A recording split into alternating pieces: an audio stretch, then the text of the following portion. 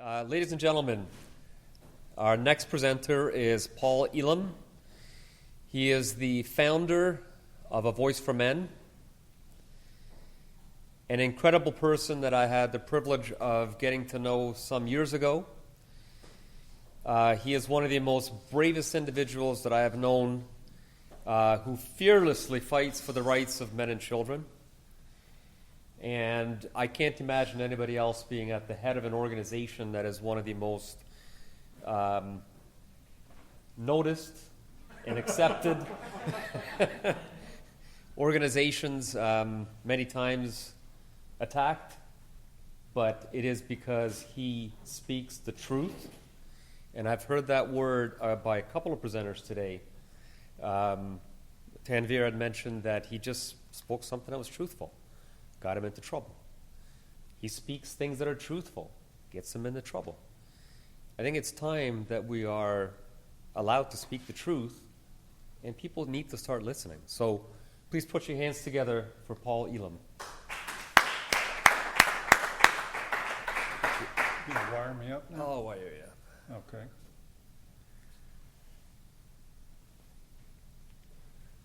What pocket do you want there?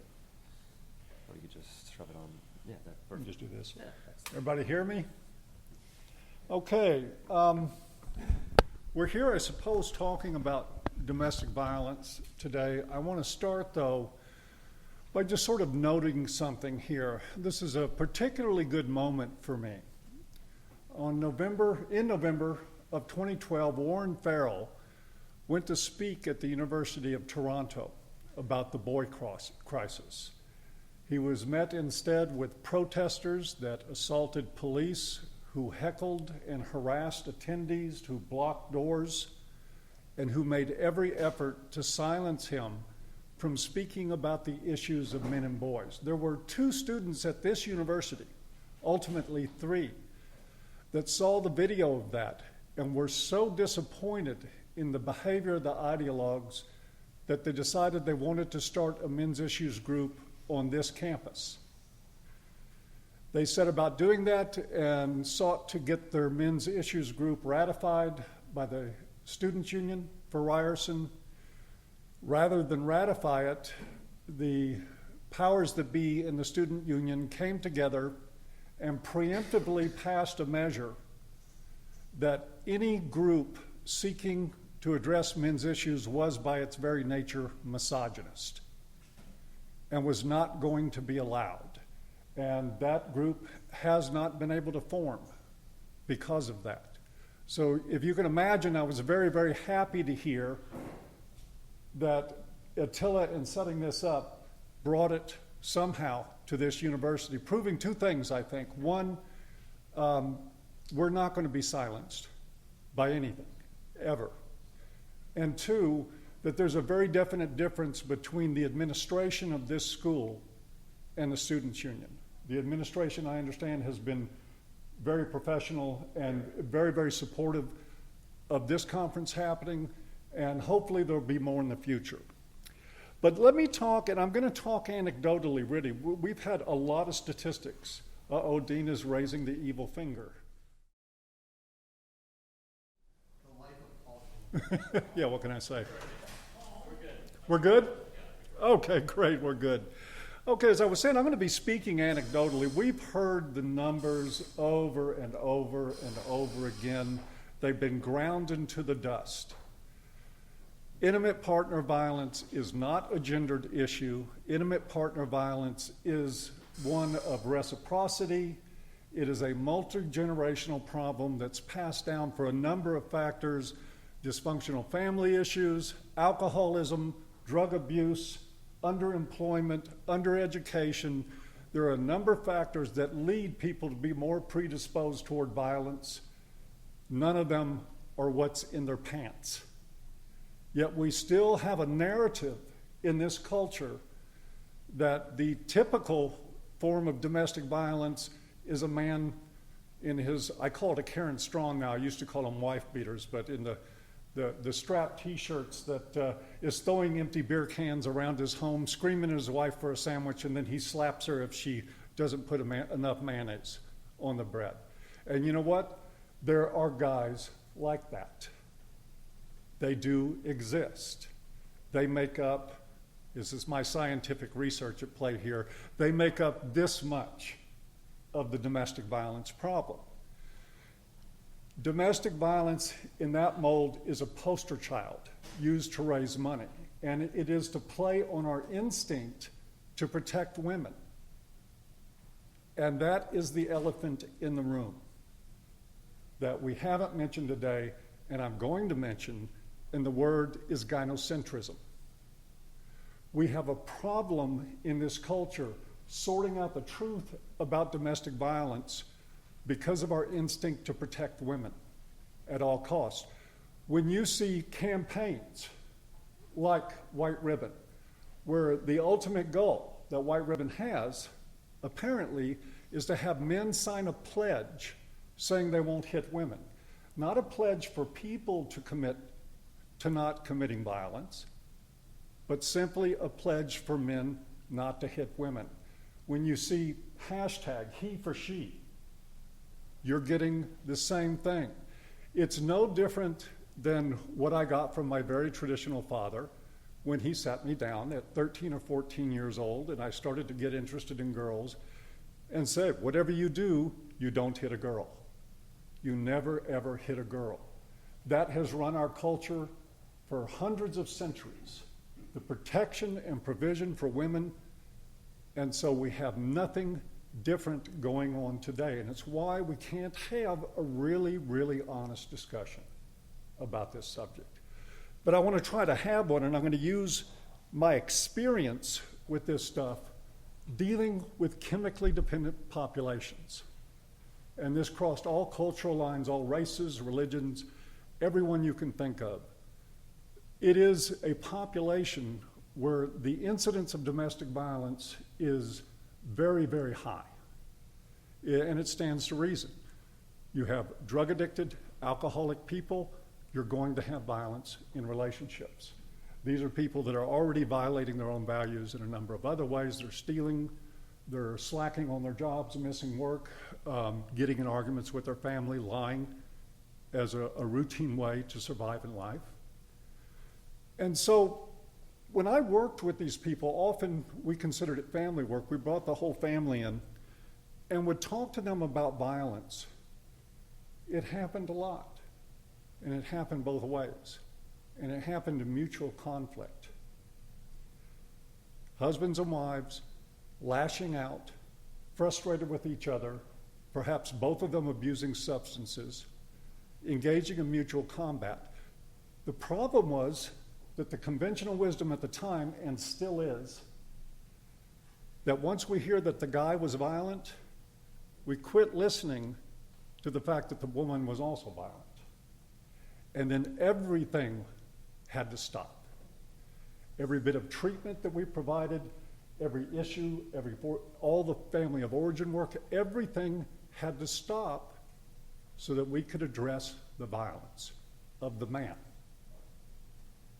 Taking that violence completely out of its context and putting it in an area where we no longer had an alcoholic wife who was also contributing to abuse of the children, to abuse of the family, to abuse of the husband. We just had him. And so we get him into anger management and we get her into a victim's awareness mode, totally destroying the opportunity to work with this family and to do it constructively.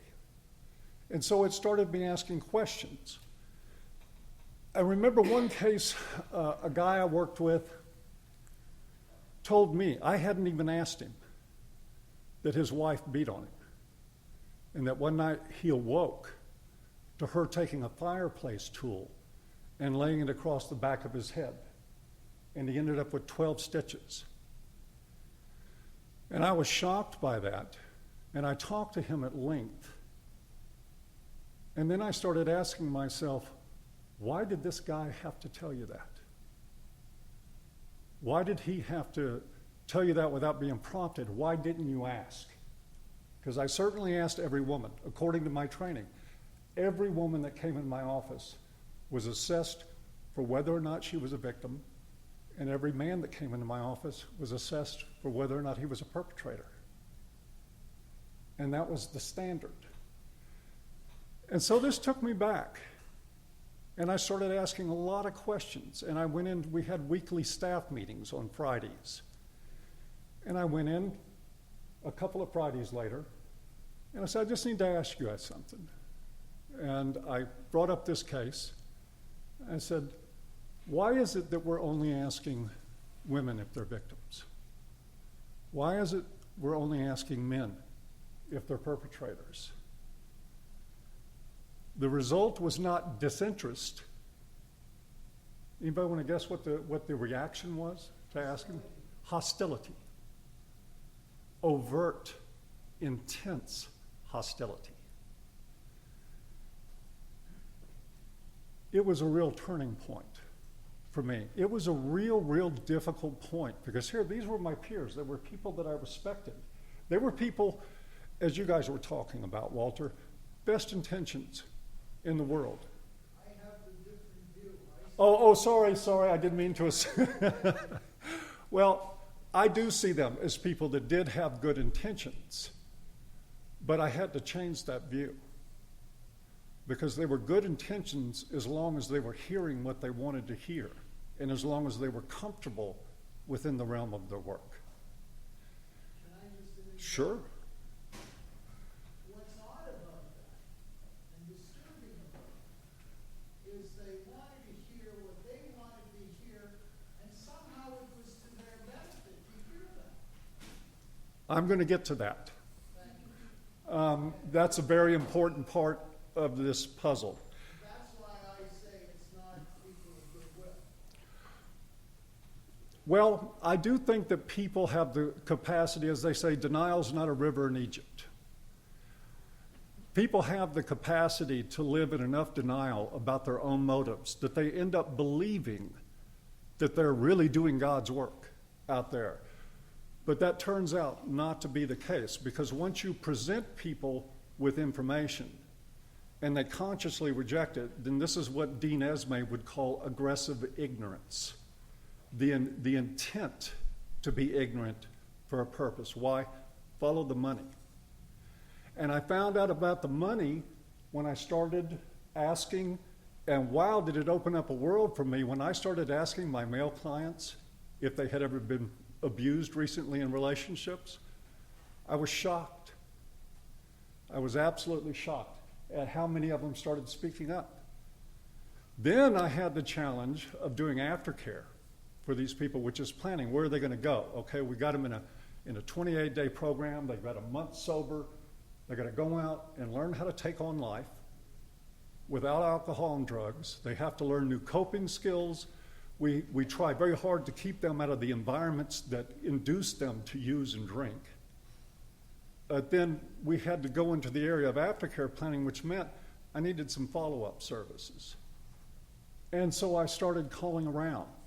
The first place that I called was a place called WIRES, which is the Women's Information and Referral Exchange Service, because there was no men's programs. I'd never heard of one. There wasn't one to be had, so I called them and said, well, I got this guy, and he's been abused by his wife, and I need to get some counseling for him after he leaves this facility. And the response was, we can put him in anger management. And I sort of backed up for a moment, and I said, well, I don't think you got the picture here. He doesn't have an anger management problem. He has a getting hit on the back of the head with a poker problem.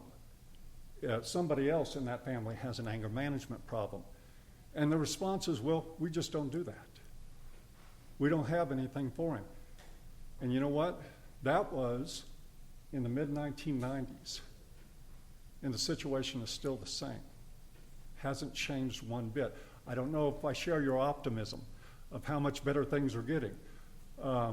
But I do know that services for men are not available. And again, I'm going to sort of almost contradict myself here. It's not that I think on par that those services are necessarily need to be there.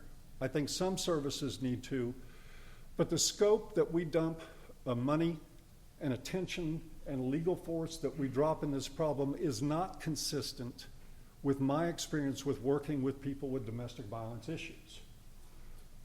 The problem that I ran into was the children. Those were the ones that needed the help. I had couple after couple after couple, family after family after family in my office where the parents would talk about the violence. It was like, yeah, we went shopping one night, and the next night we got in a fight, and she slapped me and I slapped her, and then an hour later we made up and had sex, and the next day we went out and bought more alcohol.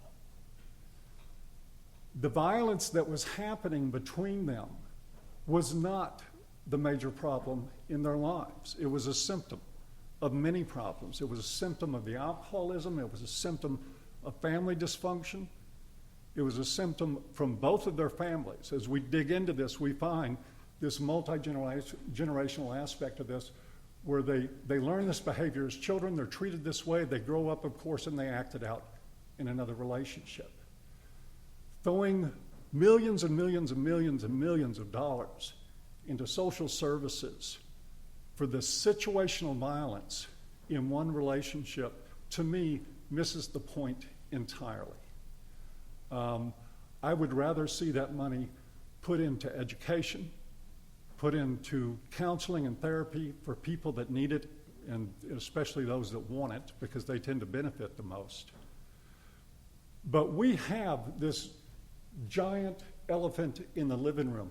None of this happens. If you look at any of the problems that have been discussed here today, my idea is that, the feminists have patriarchy. And everything is about patriarchy. They root their Duluth model in patriarchy theory. They root every belief they have in the idea that men have historically had all the power, which is nonsense. Absolute and utter nonsense. It's a theory looking for validation for decades now, and it will never find it. I think the counter to that is that patriarchy is gynocentrism. Patriarchy is women and children first. It always was. Patriarchy is about disposability in men. And we find the same thing coming out of feminist ideologues now. What is their biggest deal lately? Men need to step up. Men need to do this for women. Men need to do that for women. How is that different than anything anybody's ever heard from a supposedly patriarchal society? It's the same thing, coming out as a different animal, as a different idea. It's meet the new boss, same as the old boss.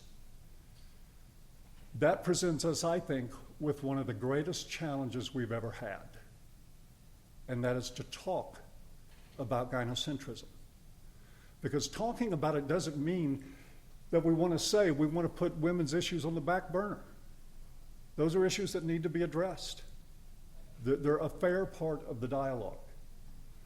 But when the dialogue only consists of one side, then it's an elitist dialogue.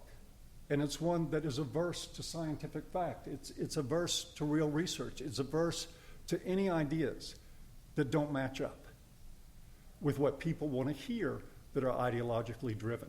And so we end up with the Duluth model. Nobody mentioned it. Is anybody here familiar with the New York model? Well, that is another feminist theory. And it is like the Duluth model on crack. The New York model of domestic violence contends that, of course, domestic violence is defined as a male extension of male power into the home, granted by patriarchy. But its contention is that there's no treatment for that the only answer to domestic violence is incarceration, which I'm sure our people running our prisons are going, go New York, because that's job security. And I think at some point we have to be careful. If we manage to work hard enough to get the Duluth model scrapped, which it desperately needs to, be watching out for New York model. Be careful what you wish for, because the contention is in the New York model that family violence is simply about criminal men. That you can reduce it to that equation, you can define it by that, and that you can act on it in a way that benefits society simply by throwing men into the most violent and violence teaching environment that we have, which is our prisons. It's another form of insanity that I would really rather not see us get to. So with that, I intended for my talk to be rather brief today. I don't like, I like to bloviate on a typewriter, not so much in person, because this way I can come out of here and act like my ego isn't near as big as it actually is.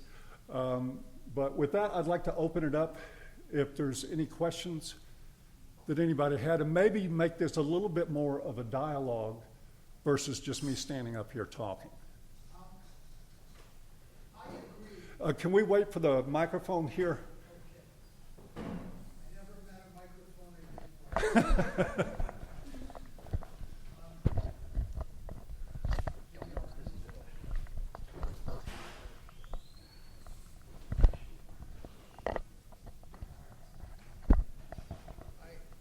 There's a joke that I heard on Jay Leno about the O.J. Simpson trial, and that a woman got trampled at the trial outside because she got between F. Lee Bailey and a microphone. So, but I agree with everything you're saying.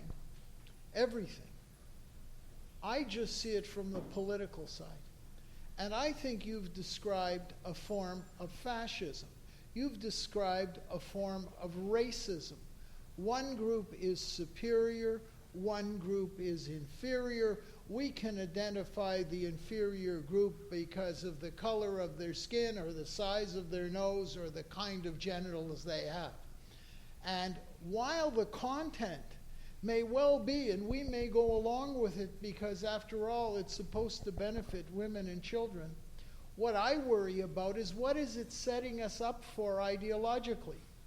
We're just one adjective away from a full-blown fascist system.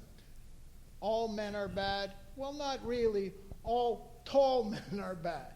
All Jewish men are bad. We're not far away from that with this notion.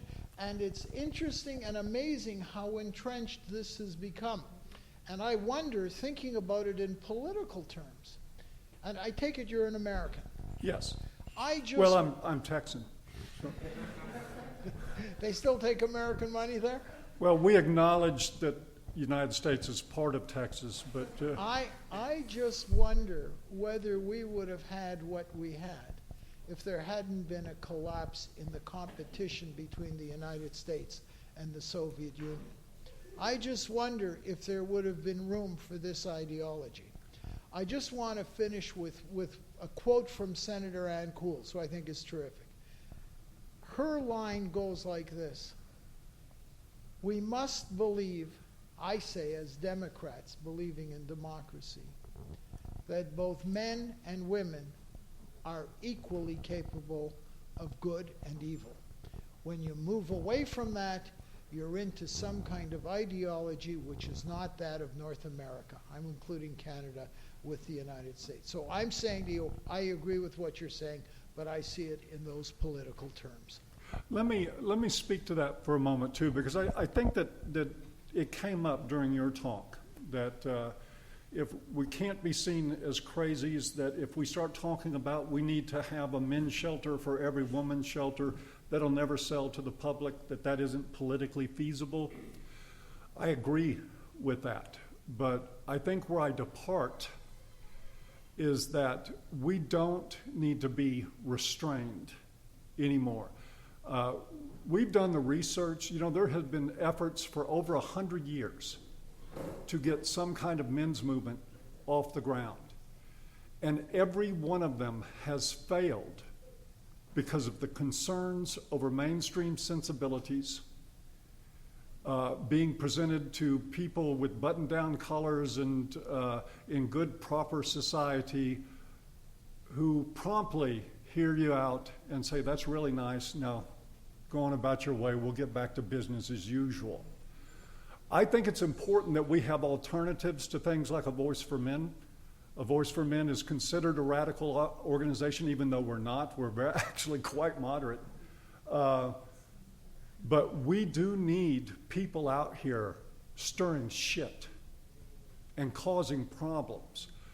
A big part of the solution is that these fascists, and I agree with you. I use the term pre-fascist. It just softens it, and it's a little more accurate, because we're not really at a fascist place, but they're taking us there. Well, if you're in a family court, you're in a fascist place. But if you haven't made it yet, you're pre-fascist. If you're suffering a false accusation on a college campus, either in this country or the United States, you're in a fascist system. Yes. There's no doubt about Yes. it. Your life will be turned around by that fascism. Yes.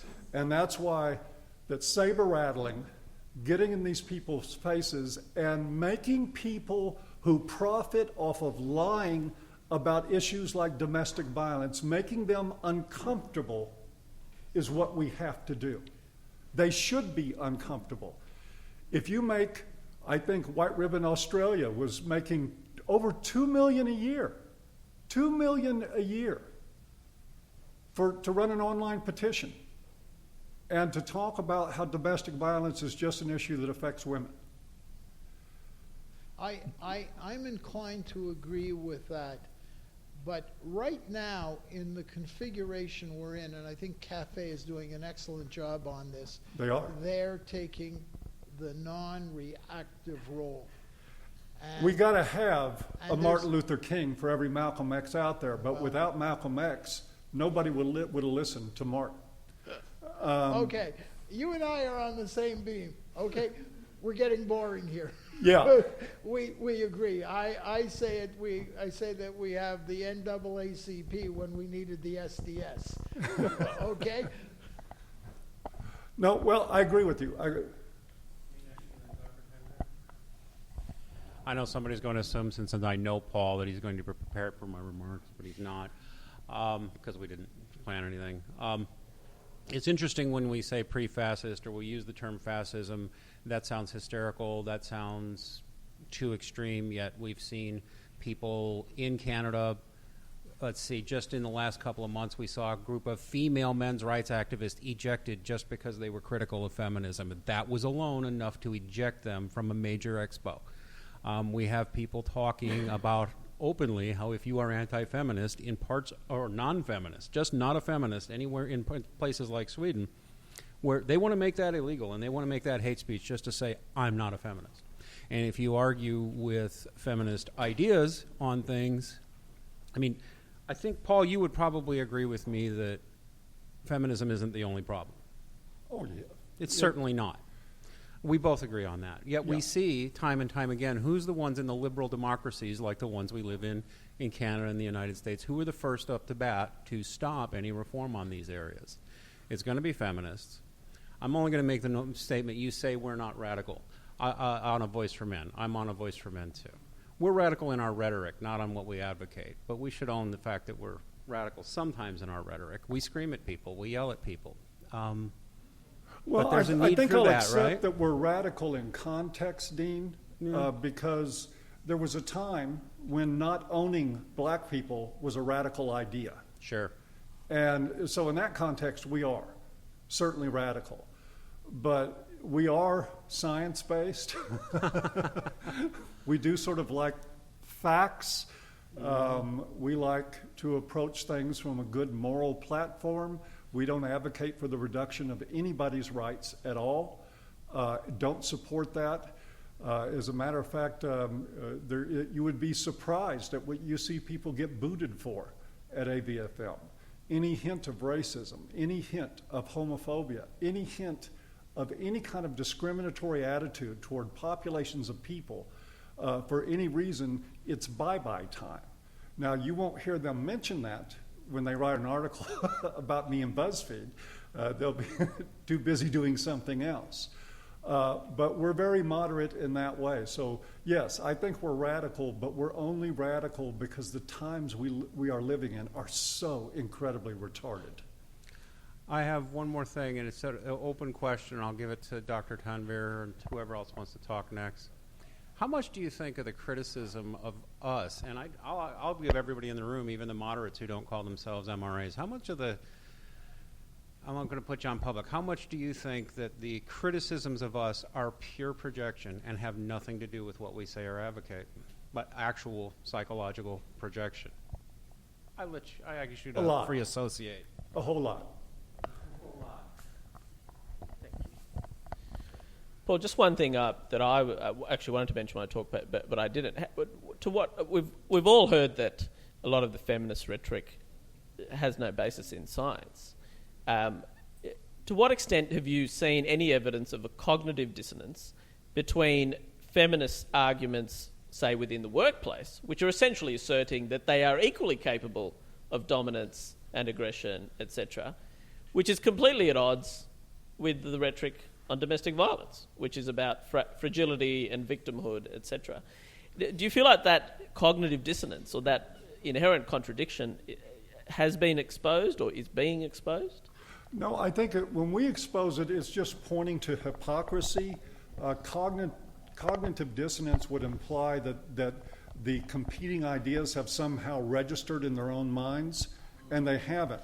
Ideology is a great buffer away from cognitive dissonance, because you can actually, if you're ideological and driven and narrow enough, you can actually hold two completely diametrically opposed ideas at the same time. It's sort of like they say, we ask feminists, are you equal or are you special? And they said, yes.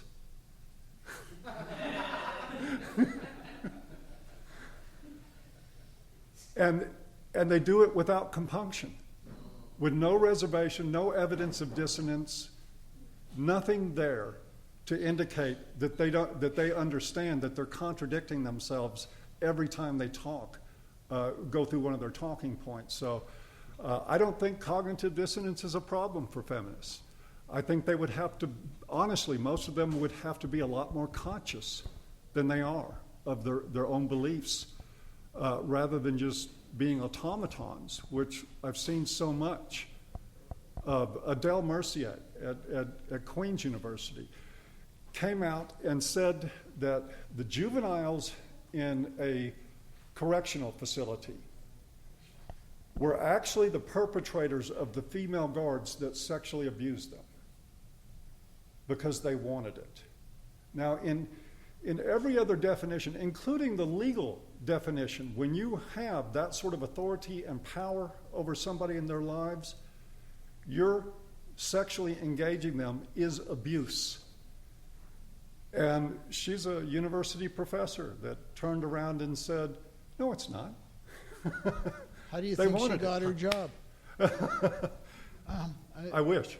Can I speak to the doctor's question? I'm a criminal lawyer, and about the year 2000 was the first graduating class of lawyers called to the bar, half of which were women, half of which were men. Probably law is as balanced or weighted in favor of women in terms of numbers as any other area of human endeavor that I know of. Law is at least 50-50 and maybe more. Well, instead of being as aggressive and difficult, what's happening is that the women now in law want to change that and take the aggressiveness and the difficulty out of it. There are two hot issues now before what's called the Law Society. And the Law Society is a regulatory body. It licenses and regulates the profession in the best interests of the public. That's what a regulated profession is. I'm sure it's true in medicine, dentistry, pharmacy, and so on, the professions. And the hot question before the Law Society is about maternity leave. And the other question is the retention of women. who don't want to stay in the profession once they're in and they're asked to compete on the same level as men. Now, I think maternity leave is a serious and important issue, and I'm fully in support of it. And I think that the retention of women is a less important issue, and I'm not actually sure how I feel about the profession accommodating itself for the retention of women. I don't know how that works in the best interests of the public. But how is maternity leave a question of regulation and licensing? You get licensed if you've got the qualifications, and you get regulated as long as you don't steal and you provide good service to your clients. So it's not the question. The question that I heard come forward was, what is the cognitive dissonance between women who are prepared to act as rough and tough and aggressive as men and at the same time claim a special position? Well, from what I can see in law, they're not prepared to act as rough and tough and as aggressive of men, and I don't know if that's inherent, which I do not want to believe, or if it's just the way they've been conditioned with affirmative action all the way through school, and now they're in the profession and they're entitled to affirmative action as well.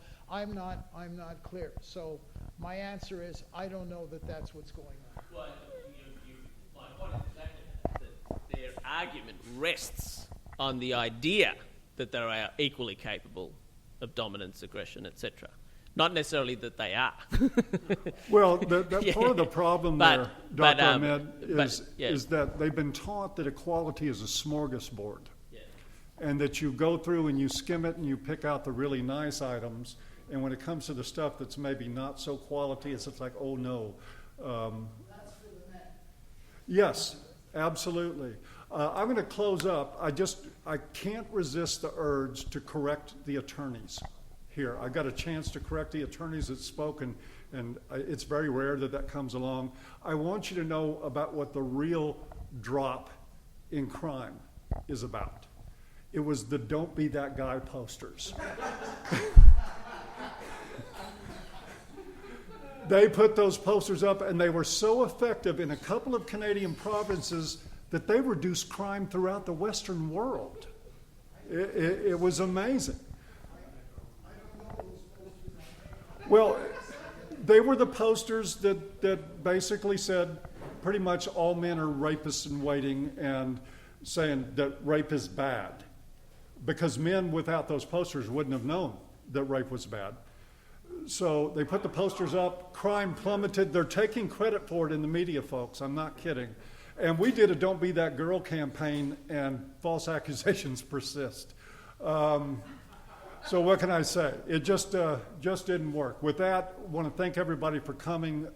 It's been a blast today. Looking forward to tomorrow, too.